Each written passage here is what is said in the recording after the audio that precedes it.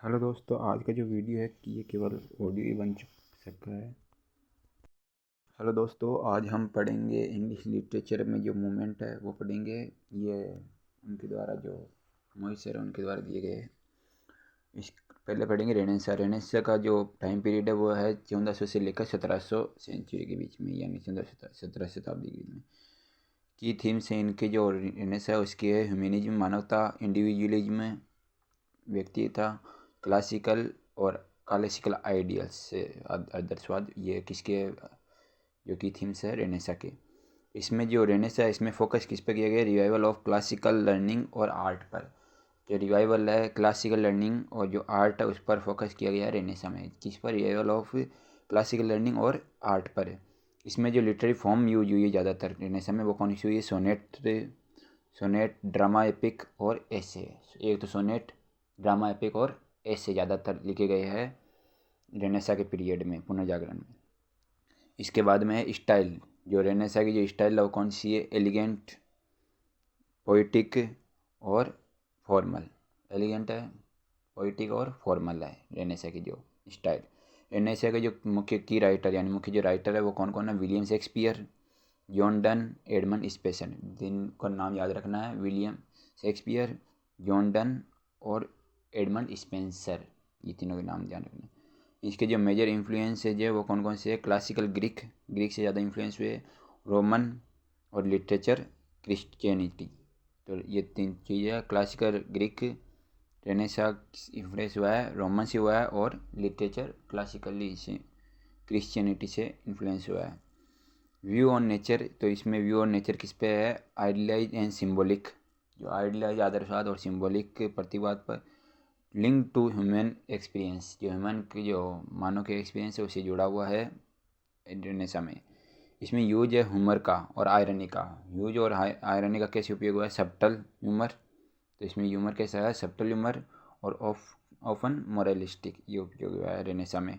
इसके जो की कल्चर है मूवमेंट वो कौन कौन से? ह्यूमनिज्म देखा है तो मानवतावाद, संबंध किससे है? रेनेसा से। रिफॉर्मेशन, जो आपस सुधार, पुनः सुधार और रेनेसा आइडियल्स, ये इसके रेनेसा हो गया है कंप्लीट। इसके बाद में neo classical. Neo classical Renaissance के बाद में 14 से 17वीं तक ये था रेनेसा। रेनेसा के बाद में 17वीं से 18वीं तक दो साल तक नियो क्लासिकल। इसका सही से देखे तो 1600 और कुछ ऐसा है, 1650 से 1785 ऐसा कुछ है। इसकी जो की थीम्स है न्यू क्लासिकल की वो है रीजन है, ऑर्डर है, कारण, ऑर्डर, आदेश, सोसाइटियल नॉर्म्स है, सोसाइटल और मॉरल पर्पज किसके जो की थीम्स है न्यू क्लासिकल के। रेनेसा में प्रमुख था ह्यूमनिज्म, इंडिविजुअलिज्म, क्लासिकल आइडियल्स और न्यू क्लासिकल में कौन कौन? रीजन, ऑर्डर, सोशल नॉर्म्स और मॉरल पर्पज। ये ज़्यादा नैतिक जो पर्पज होते हैं उद्देश्य वो न्यू क्लासिकल का ज़्यादा है। इसमें फोकस है किस पर किया गया है? फोकस न्यू क्लासिकल में एम्फासिस ऑन रीजन, वापस वही reason, logic and classical form पर ज़्यादा फोकस किया गया है। जबकि जो रेनेसा था, रेनेसा में रिवाइवल ऑफ क्लासिकल लर्निंग पर ज़्यादा फोकस किया गया था रेनेसा में। जबकि जो ये न्यू क्लासिकल है, न्यू क्लासिकल में क्या हुआ है कि रीजन, लॉजिक और क्लासिकल फॉर्म पर ज़्यादा ये पर फोकस है। इसके अलावा जो लिटरेरी फॉर्म है रेनेसा की, जो लिटरेरी फॉर्म है वो कौन है? सोनेट, ड्रामा एपिक और ऐसे। कौन कौन से इसमें? सोनेट, रेनेसा की सोनेट, ड्रामा एपिक और ऐसे। जबकि न्यू क्लासिकल कौन सी है? सेटायर, ऐसे। ऐसे इसमें भी है उसमें भी है, लेकिन इसमें देखो सेटायर है, व्यंग्य, ऐसे है, हीरोइक कपलेट है किसमें? न्यू क्लासिकल में। हीरोइक कपलेट किसमें? न्यू क्लासिकल में। और ड्रामा भी है न्यू क्लासिकल में। ये मुख्य जो फॉर्म्स है लिटरेरी फॉर्म। स्टाइल है न्यू क्लासिकल की वो कैसी है? तो इसकी जो थी रेनेसा की वो तो एलिगेंट, पोइटिक, फॉर्मल ऐसी थी। जबकि जो न्यू क्लासिकल इसकी जो बिल्कुल क्लियर है जो स्टाइल और कंसाइज है। इसके अलावा फॉर्मल है और एक क्या है? विट्टी भी है, बुद्धिमत्ता अच्छी अच्छी है। की राइटर रेनेसा में थे विलियम शेक्सपियर, एडमंड स्पेंसर और जॉन डन। जबकि जो ये न्यू क्लासिकल है, न्यू क्लासिकल के जो कौन कौन है? अलेक्जेंडर पोप, जोनाथन स्विफ्ट और सैमुअल जॉनसन। कौन कौन से थे? Alexander pope, Jonathan Swift, Samuel Johnson, ये 3 है। Alexander pope, Jonathan Swift, Samuel Johnson. वापस याद कर लीजिए, अलेक्जेंडर पोप किसे न्यू क्लासिकल से, जोनाथन स्विफ्ट न्यू क्लासिकल से, और सैमुअल जॉनसन न्यू क्लासिकल से। अब इसके जो मेजर इन्फ्लुएंस हुए थे वो क्या क्या थे, किससे हुए थे, क्लासिकल एंटिक्विटी से। न्यू क्लासिकल किससे इन्फ्लुएंस हुई थी, क्लासिकल एंटिक्विटी से। जबकि रेनेस से किससे हुआ था, क्लासिकल ग्रीक और रोमन से। और न्यू क्लासिकल क्लासिकल एंटिक्विटी से। एनलाइटमेंट से हुआ था, और एनलाइटमेंट आइडियल्स है उनसे ज़्यादा प्रभावित हुआ था न्यू क्लासिकल। इसका जो व्यू है वो व्यू कौन सा है, किस पर पड़ा है, seen as a reflection of order and control. जो रिफ्लेक्शन है किस पर, ऑर्डर एंड कंट्रोल पर, किसका, न्यू क्लासिकल का। इसके बाद में यूज ऑफ ह्यूमर, तो यूज ऑफ ह्यूमर कैसे हुआ है, जो रेनेसा था, रेनेसा में ह्यूमर कैसे हुआ था, सब्टल, कैसे था, सब्टल और मॉरलिस्टिक अक्सर। इसमें था वीट के हिसाब से, यानी बुद्धिमत्ता के हिसाब से, सेटायर, वीट सेटायर, ये ज़्यादातर की पॉइंट है न्यू क्लासिकल के। ह्यूमर, न्यू क्लास, ये जो वीट सेटायर ह्यूमर और क्रिटिक सोसाइटी के जो थे ये न्यू क्लासिकल से। की कल्चर मूवमेंट, तो की कल्चर मूवमेंट जो इसमें रेनेसा में थे, हमने देखा था ह्यूमनिज्म, रिफॉर्मेशन, रेनेसा आइडियल थे। इसमें है एनलाइटमेंट, रेशनलाइजेशन, ये किसके है, रेशनलिज्म किसके है, न्यू क्लासिकल के, और न्यू क्लासिकल मूवमेंट के थे। इसके बाद में आता है रोमांटिक मूवमेंट। रोमांटिक मूवमेंट ये न्यू क्लासिकल के बाद में 18वीं शताब्दी से, लेट 18वीं शताब्दी से 19वीं तक, मिड बीच के जो 19वीं शताब्दी के। इसके जो की थीम्स है वो क्या है, इमोशन, थीम्स क्या है, इमोशन। रहने समय आपको ध्यान रखना है ह्यूमनिज्म। न्यू क्लासिकल में क्या ध्यान रखना है, rationalization, reason, order, social norms और मॉरल पर्पज। जबकि ये रोमांटिक में क्या है, इमोशन, इमेजिनेशन, नेचर और इंडिविजुअल रोमांटिक में भी है, रेनेसा में भी है, लेकिन इसमें इमेजिनेशन पे ज़्यादा जोर है ना, नेचर और इमेजिनेशन पे, इमोशन पे भी ज़्यादा जोर है। पुअर जो लोग हैं उनकी से जुड़ी हुई है रोमांटिक जो है। फोकस इसमें किस पे दिया गया, इमोशन पे, नेचर पे और इंडिविजुअल एक्सप्रेशन पे, इन पे ज़्यादा फोकस हुआ है इसमें। इसके अलावा लिटरेरी फॉर्म, रेनेसा में देखा था सोनेट पर हुआ था, रेनेसा में सोनेट, न्यू क्लासिक में क्या था, सेटायर, और दोनों में ऐसे था ही। जबकि रोमांटिक में देखा तो लिरिक पोइट्री, नॉवल बहुत ज़्यादा लिखे गए, नॉवल दोनों में नहीं थे, नॉवल किस में, रोमांटिक एज में, लिरिक वर्स और नेचर और पोइट्री ये ज़्यादा किस में थी, रोमांटिक में। इसके अलावा जो स्टाइल है, स्टाइल रेनेसा की देखी थी एलिगेंट थी, इसकी जो न्यू क्लासिक की देखी थी क्लियर थी, कंसाइज थी, और रोमांटिक की देखे तो लिरिकल और एक्सप्रेसिव, इनफॉर्मल, डिस्क्रिप्टिव थी, इसकी इनफॉर्मल थी। जबकि जो न्यू क्लासिकल और जो रेनेसा था उनकी कैसी थी, जो स्टाइल फॉर्मल थी, रोमांटिक की इनफॉर्मल थी, और डिस्क्रिप्टिव थी, बहुत वर्णनीय थी, किसकी, रोमांटिक की। की राइटर देखिए रेनेसा में कौन थे, विलियम शेक्सपियर, जॉन डन और एडमंड स्पेंसर। और जो न्यू क्लासिकल था उसमें कौन कौन थे, अलेक्जेंडर पोप, जोनाथन स्विफ्ट, और कौन थे, सैमुअल जॉनसन, ये न्यू क्लासिकल में थे। जबकि जो ये रोमांटिक में कौन आता है, विलियम वर्ड्सवर्थ, मुख्य रूप से याद रखना, William Wordsworth, Samuel Taylor, Coleridge और जॉन किट्स, ये ध्यान रखना मैंने से, जॉन किट्स, कोलरिज ये ज़्यादा प्रसिद्ध है, और विलियम वर्ड्सवर्थ रोमांटिक एज में। इसके अलावा जो मेजर इन्फ्लुएंस हुआ था रेनेसा में, किस में इन्फ्लुएंस हुआ था, रेनेसा में जो मेजर इन्फ्लुएंस था वो था क्लासिकल ग्रीक और रोमन पर, इनका इन्फ्लुएंस पड़ा था, और क्रिश्चियनिटी पर। क्लासिकल जो ग्रीक, रोमन और क्रिश्चियनिटी का ज़्यादा असर पड़ा था रेनेसा पर। और इस पर जो न्यू क्लासिकल था उस पर एंटिक्विटी का और एनलाइटमेंट आइडियल्स का। जबकि जो रोमांटिक है, रोमांटिक में आपका किस पर हुआ था, एनलाइटमेंट रिबेलियन पे हुआ था। उसमें न्यू क्लासिक में एनलाइटमेंट आइडियल्स और रोमांटिक में एनलाइटमेंट रिबेलियन। अगेंस्ट किसके हुआ था, इंडस्ट्रियलाइजेशन। तो ये जो रिबेल हुआ था ये किसके विरुद्ध हुआ था, इंडस्ट्रियलाइजेशन के विरुद्ध। इसका जो व्यू था और नेचर पर जो रेनेसा का देखा था, रेनेसा का कैसा था, सिंबॉलिक पर था, आइडियलाइज था, और लिंक ह्यूमन एक्सपीरियंस से किसका था, मानव अनुभव से किसका था, इसका रेनेसा का। और इसका जो न्यू क्लासिकल का जो नेचर था वो किस पे था, ऑर्डर और कंट्रोल पर। ऑर्डर और कंट्रोल पर किसका इन्फ्लुएंस था, न्यू क्लासिकल का। जबकि जो ये रोमांटिक है, रोमांटिक का किस पे था, सेंट्रल इमेजिनेशन पर। ज़्यादा इमेजिनेशन ही है रोमांटिक में, इमेजिनेशन, नेचर, रेफ्यूजी और इंस्पिरेशन। इंस्पिरेशन प्रेरणा से, प्रेरणा, रेफ्यूजी और ये इमेजिनेशन में इसके की पॉइंट है। यूज ऑफ ह्यूमर, तो इसमें रहने से मैं देखा था यूज किसका हुआ था, सब्टल ह्यूमर का और मोरलिस्टिक इससे हुआ था। जबकि जो न्यू क्लासिक में था विट, सेटायर, ऐसे जो हुए थे ह्यूमर, क्रिटिक, सोसाइटी, इनके बारे में हुआ था। और ये जो रोमांटिक है, रोमांटिक में किस पे हुआ था, सब्टल आयरनी। अब सब्टल उसमें भी था, लेकिन इसमें कौन सा है, सब्टल आयरनी है। सब्टल उसमें सब्टल ह्यूमर था, इसमें सब्टल आयरनी है किसमें, रोमांटिक एज में। रोमांटिक एज में फोकस किया गया इंडिविजुअल की स्ट्रगल पर। ज़्यादातर गरीबों की बात है कि हुई है, तो ज़्यादातर इसमें इंडिविजुअल जो व्यक्तिगत जो किसी की भी स्ट्रगल था उस पर ज़्यादा फोकस किया गया रोमांटिक एज में। इसके बाद में आता है की कल्चर मूवमेंट। तो रेनेसां का हमने देखा था मुख्य पॉइंट क्या था, ह्यूमनिज्म, रिफॉर्मेशन और रेनेसां के जो आइडियल थे वही थे। न्यू क्लासिकल में एनलाइटमेंट, रैशनलिज्म और न्यू क्लासिज्म यही थे। रोमांटिज्म नेचर, इमेजिनेशन, फिलोसॉफी और गोथिक। गोथिक तो गोथिक भी एक अलग है, गोथिक इसमें भी आ गया थोड़ा सा।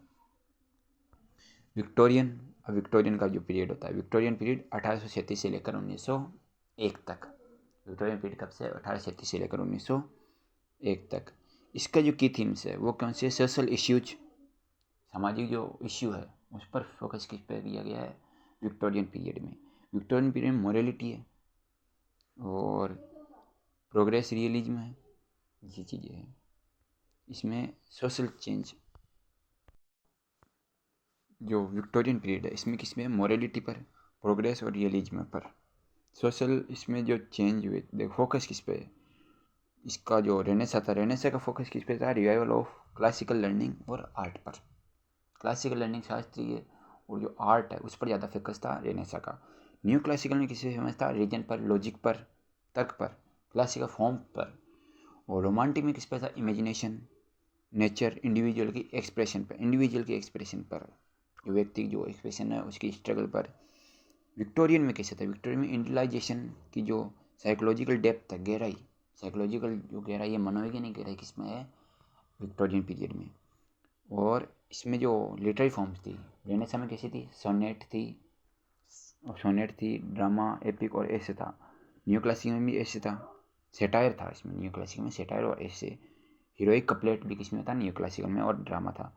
रोमांटिक एज में लिरिक पोइट्री थी, नॉवल था, रोमांटिक पोइट्री नॉवल, और साथ में lyric verse, lyric poetry, lyric verse romantic age में थे। नेचर की पोइट्री किसमें थी, रोमांटिक एज में। जबकि जो विक्टोरियन पीरियड है इसमें नॉवल रोमांस में भी था, विक्टोरियन में भी था। पोइट्री, ड्रामा, ये इसके कहते हैं मेजर लिटरेरी फॉर्म्स थे। इसके अलावा जो स्टाइल है, स्टाइल जो रेनेसां की देखी थी एलिगेंट थी, पोइटिक, फॉर्मल थी। हमने रोमांटिक देखी कैसी थी, इनफॉर्मल। न्यू क्लासिकल की भी फॉर्मल थी। न्यू क्लासिकल की क्लियर थी और कंसाइज थी, और क्या थी, फॉर्मल और विट्टी थी, बुद्धिमत्ता वाली थी। और जो रोमांटिक देखा था उसकी क्या थी, इनफॉर्मल थी और इमोशनल थी और एक्सप्रेसिव थी, लिरिकल थी, डिस्क्रिप्टिव थी। जबकि जो विक्टोरियन है, विक्टोरियन की बिल्कुल रियलिस्टिक थी, क्या थी, बिल्कुल रियलिस्टिक, डिटेल्ड, इमोशनल, इसकी भी इमोशनल थी। इसके अलावा की राइटर्स हमने देखे थे, रेनेसां की writer William Shakespeare, John Donne और कौन थे, एडमंड स्पेंसर। न्यू क्लासिकल के कौन थे, एलेक्जेंडर पोप, सैमुअल जॉनसन और कौन थे, ये सैमुअल जॉनसन और जोनाथन स्विफ्ट। जो हमने देखा था रोमांटिक पीरियड में कौन था, सबसे मेन कौन है, विलियम वर्ड्सवर्थ थे। उसके बाद में कौन है, कोलरिज। उसके बाद में कौन है, जॉन किट्स, ये मेन, और सैमुअल टेलर, ये भी मेन राइटर थे इसके रोमांटिक एज के। विक्टोरियन पीरियड में देखें तो विक्टोरियन चार्ल्स डिकन्स, मेन जो है Charles Dickens, Thomas Hardy, Thomas Hardy Victorian period, और जॉर्ज इलियट, थॉमस हार्डी और कौन, चार्ल्स डिकन्स, ये मुख्य पोइट थे, किसके, राइटर थे इसके विक्टोरियन पीरियड के।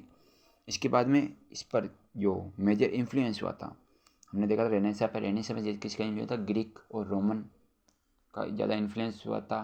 और क्रिश्चियनिटी का उसका ज़्यादा इन्फ्लुएंस हुआ था। इस पर न्यू क्लासिकल में किसका इन्फ्लुएंस हुआ था? न्यू क्लासिकल में इन्फ्लुएंस हुआ था एंटिक्विटी, एनलाइटमेंट आइडियल्स, इन पर ज़्यादा इनका जो प्रभाव पड़ा था। और ये रोमांटिक में एनलाइटमेंट रिबेलियन अगेंस्ट किसके? इंडस्ट्रियलाइजेशन। तो इसमें भी इंडस्ट्रियलाइजेशन है। देखिए इनमें इंडस्ट्रियल का इन्फ्लुएंस पड़ा था, रिवोल्यूशन, इंडस्ट्रियल रिवोल्यूशन का प्रभाव पड़ा था। औद्योगिक क्रांति का किस पर पड़ा था? विक्टोरियन पीरियड पर। विक्टोरियन पीरियड किसका प्रभाव पड़ा था? इंडस्ट्रियल रिवोल्यूशन, औद्योगिक क्रांति, सोशल रिफॉर्म का, सामाजिक जो रिफॉर्म है उसका, और मोरालिटी का। इसके बाद में आता है view on nature.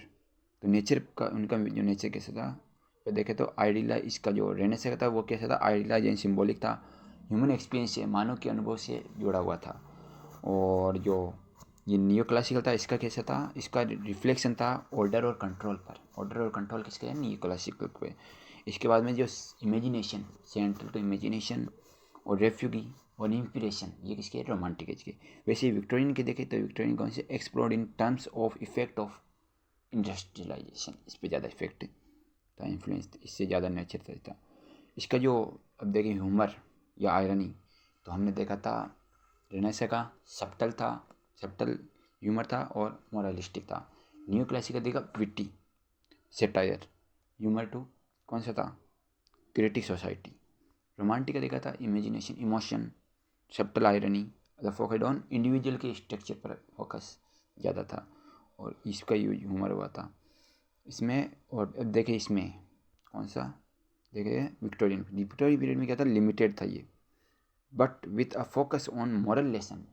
Victorian period बिल्कुल सीमित था लेकिन मॉरल के ऊपर इसका ज़्यादा फोकस था।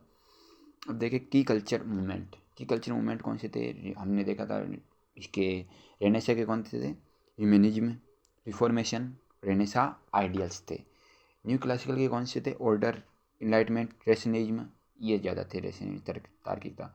जबकि रोमांटिक कैसे थे? इमेजिनेशन, इमोशन, इंडिविजुअल के structure, Gothic, romanticism, nature, philosophical इसका जो नेचर था, इसके जो मूवमेंट की कल्चर मूवमेंट जिनने फिलोसॉफी और गोथिक से जुड़े हुए थे। अब विक्टोरियन पीरियड के थे, विक्टोरियन पीरियड की विक्टोरियन मोरलिटी, रियलिज्म किसका था? विक्टोरियन का। सोशल रिफॉर्म लगभग इसका रहा है और रेनेसां का रहा है।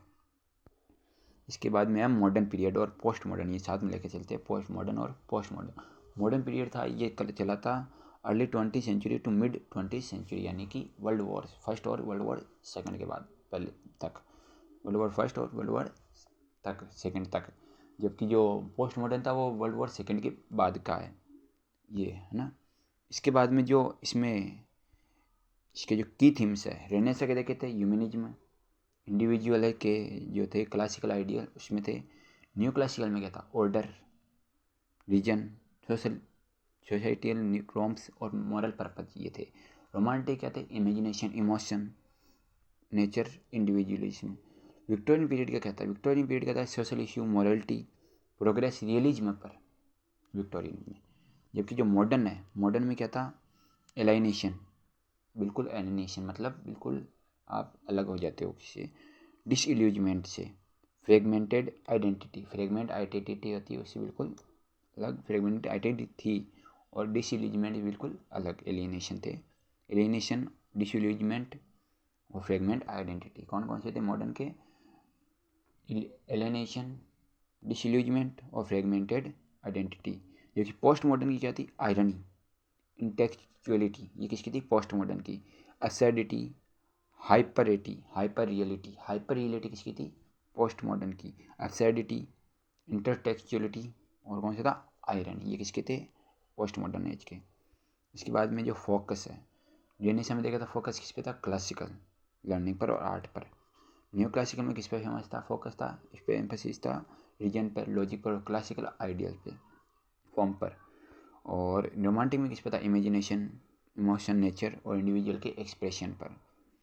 विक्टोरियन पे किस पे था? विक्टोरियन में सोशल चेंज पे, इंडिविजुअलाइजेशन, साइकोलॉजिकल जो डेप्थ थी उस पर फोकस था विक्टोरियन एज का। और मॉडर्न एज का फोकस था इनर कॉन्शियसनेस, यानी हमारी आंतरिक जो चेतना है, आंतरिक चेतना पर किसका फोकस था? मॉडर्न एज का। फ्रेगमेंटेशन, एक्सपेरिमेंटेशन पर किसका फोकस था? फ्रेगमेंटेशन और किसका फोकस था? मॉडर्न एज का। पोस्ट मॉडर्न में प्लेफुलनेस, आयरनी, मेन आयरनी किसे समझते हैं पोस्ट मॉडर्निज्म में, तो playfulness, irony, questioning of truth के क्वेश्चन पूछे, सच की बात पूछी जाती थी पोस्ट मॉडर्निज्म में, और पास्टिच इसकी बातें पूछी जाती थी। इसके बाद में लिटरेरी फॉर्म्स लेने समय देखे थे, सोनेट थे, और कौन से थे, ड्रामा, एपिक, ऐसे। न्यू क्लासिकल में ऐसे थे। न्यू क्लासिकल में क्या था, इसके साथ में सेटायर था, हीरोइक कपलेट थी, और साथ में क्या था, ड्रामा इसमें भी था, इसमें भी था। और रोमांटिक में देखा था, रोमांटिक में क्या था, रोमांटिक में लिरिक पोइट्री थी, लिरिक वर्स थे, नोवेल था, और क्या था, नेचर पोइट्री थी रोमांटिक एज में। हमने विक्टोरियन में देखी, विक्टोरियन में नोवेल, पोइट्री और ड्रामा, ये नॉवल विक्टोरियन थे। जबकि जो ये मॉडर्न एज थी, मॉडर्न एज में क्या था, stream of consciousness, fragmented narratives, ये थे। कॉन्शियसनेस पे ज़्यादा ध्यान दिया गया है इसमें मॉडर्न एज में। और जो पोस्ट मॉडर्न है, पोस्ट मॉडर्न में किस पे था, मेटाफिक्शन पे, नॉन लाइनर नेरेटिव्स पे, और पास्टिच पे। इसके बाद जो स्टाइल है, रेनेसां की स्टाइल थी एलिगेंट, पोइटिक और फॉर्मल। जबकि जो नियो क्लासिकल था उसकी कैसी थी, क्लियर, कंसाइज, फॉर्मल इसकी भी थी, और विट्टी थी। और रोमांटिसिज्म भी देखे तो इनफॉर्मल थी, कैसी थी, इनफॉर्मल, इमोशनल, डिस्क्रिप्टिव थी, और क्या थी, एक्सप्रेसिव थी, लिरिकल थी, ये इसकी स्टाइल है। और जो मॉडर्न एज है उसके बाद विक्टोरियन एज की कैसी थी, रियलिस्टिक डिटेल थी, रियलिस्टिक डिटेल, वास्तविक डिटेल थी, और इमोशनल थी विक्टोरियन एज की। और ऐसे ही हम देखें इसकी मॉडर्न एज की, तो experimental, unconventional, fragmented. Post modern की self aware, fragmented, ironic, playful. की राइटर विलियम शेक्सपियर, रेनेसां की विलियम शेक्सपियर, एडमंड स्पेंसर, और कौन थे, जॉन डन। इसके न्यू क्लासिकल के कौन थे, एलेक्जेंडर पॉप, सैमुअल जॉनसन, और कौन थे, जोनाथन स्विफ्ट। इसके अलावा जो रोमांटिक एज थी, रोमांटिक एज के William Wordsworth, John Keats, Coleridge, Samuel Taylor, ये रोमांटिक एज के थे। विक्टोरियन पीरियड के कौन कौन से, चार्ल्स डिकन्स, और कौन थे, जॉर्ज एलियट, थॉमस हार्डी। इसके बाद पोस्ट ये मॉडर्न एज के थे, टी.एस. एलियट। विक्टोरियन में जॉर्ज एलियट, और मॉडर्न में T S. Eliot, Virginia Woolf, James Joyce, Virginia Woolf, और टी.एस. एलियट, ये किसके थे, मॉडर्न एज के। इसके बाद में जो था पोस्ट मॉडर्न, उसमें कौन सा, थॉमस पाइनिकन, और कर्ट वॉइनगट, और जीन पॉल सार्टर, ये किसके थे, पोस्ट मॉडर्न एज के। इसके बाद में जो है मेजर इन्फ्लुएंस, तो रेनेसां पे देखा था, ग्रीक का, रोमन का, और क्रिश्चियनिटी का इन्फ्लुएंस पड़ा था। इसके अलावा जो न्यू क्लासिकल था, न्यू क्लासिकल किसका इन्फ्लुएंस पड़ा था, एंटिक्विटी का, क्लासिकल एंटिक्विटी का, और एनलाइटमेंट आइडियाज़ का। रोमांटिक एज पे किसका इन्फ्लुएंस पड़ा था, rebellion, enlightenment rebellion again industrialization का। और किसी विक्टोरियन में industrial revolution, social reform, morality पर। इसका जो मॉडर्न एज का था, first war, world war second पहले पढ़ चुके हैं। ये साइको एनालिसिस पे इसका फोकस था, मॉडर्निटी पर किसका फोकस था, मॉडर्निटी का। पोस्ट वर्ल्ड वॉर सेकेंड का इन्फ्लुएंस पड़ा था, मीडिया, टेक्नोलॉजिकल एडवांस, इसका फोकस पड़ा था पोस्ट मॉडर्न एज पर। इसके बाद में व्यू ऑन नेचर, तो व्यू ऑन नेचर देखिए, इन दोनों का बता देता हूँ। Alienation form, nature focus on the inner self, खुद के ही पर ही ज़्यादा फोकस था इनका, इसका मॉडर्न एज का। और इसका जो ह्यूमर था, ह्यूमर कैसा था, सेटायरिकल, डार्क ह्यूमर, और ऑफन एग्जिस्टेंशियल। जो मॉडर्निज्म, इसमें जो कौन कौन से थे की मूवमेंट, कौन से थे, मॉडर्निज्म, एग्जिस्टेंशियलिज्म, और फ्यूचरिज्म है ना। मॉडर्निज्म, एग्जिस्टेंशियलिज्म, और फ्यूचरिज्म किसके थे, ये मॉडर्निटी के। अब इसके जो पोस्ट मॉडर्न में क्या था, hyperreality, building boundaries of real and fake, और प्रोमिनेंट आयरनिक थी, सेल्फ रेफरेंशियल ह्यूमर था। पोस्ट मॉडर्निज्म में डिस्कंस्ट्रक्शन कल्चर और क्रिटिसिज्म के प्रमुख मूवमेंट थे।